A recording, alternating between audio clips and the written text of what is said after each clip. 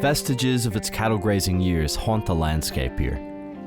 Barbed wire signaled the end of open ranging around the world, the end of an unfenced, unmeasurable wildness in the land.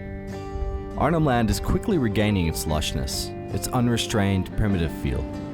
A few wet seasons are all it takes to wash the land of man's influence up here. The mangrove forests that line these thin, sandy beaches are refuges for life.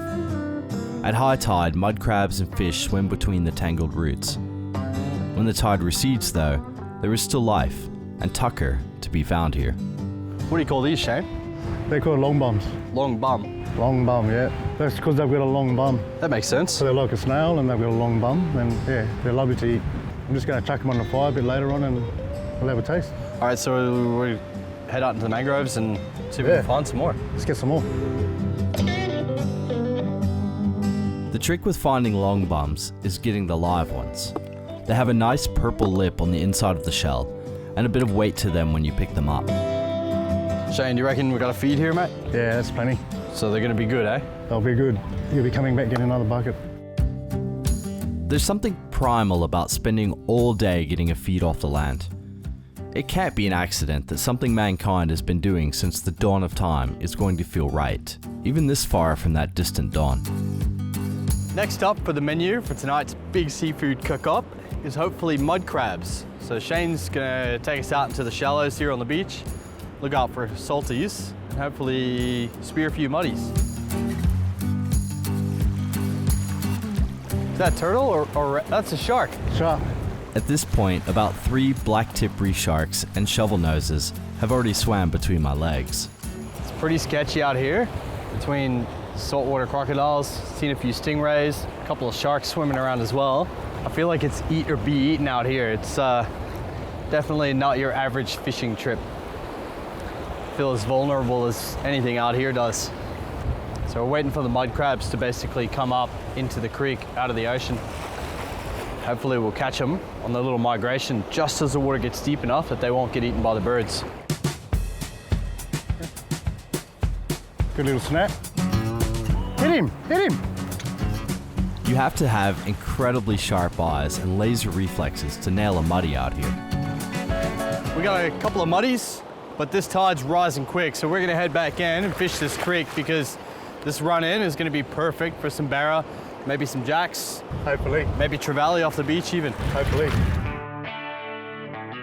The tide rushing into the creek was like a fast food restaurant for the hunting fish we were targeting. The second your lure hit muddy water, it was on. Little baby mangrove jack. Beautiful little fish. Beautiful guy. Every lure that hit the water seemed to come back with a barra, jack, or queenie on the end of it. Can't believe this place, mate. First cast. It's insane. I mean, can't get much better than this. Yeah. Bang, mangrove jack. Bang, queenie. Bang, barramundi. Like that. All 3. I'm gonna get a line back in the water.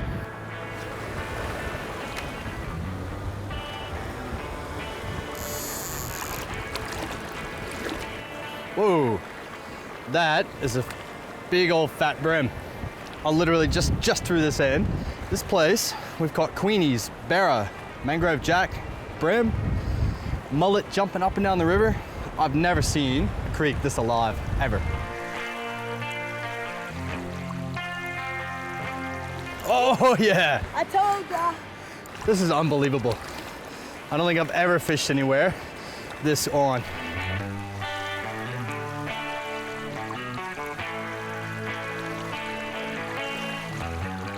It's pretty hard to stop fishing when it's this on. They're just jumping on the hooks. But the sun's going down and we've got plenty of food for a feed. We're gonna make a little fire on the beach and have ourselves a proper little top-end cookout.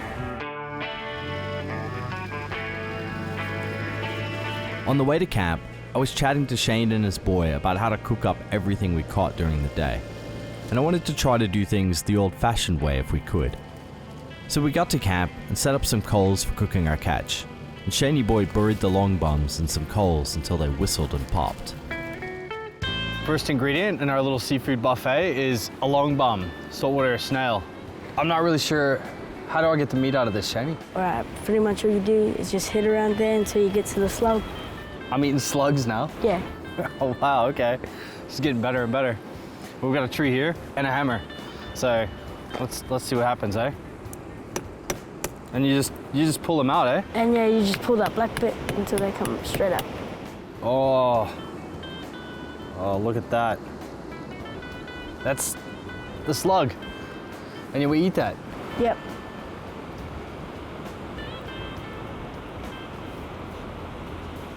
I tell you, that's the best slug I've ever stuck in my mouth. It's the only slug I've ever stuck in my mouth, but that's pretty good.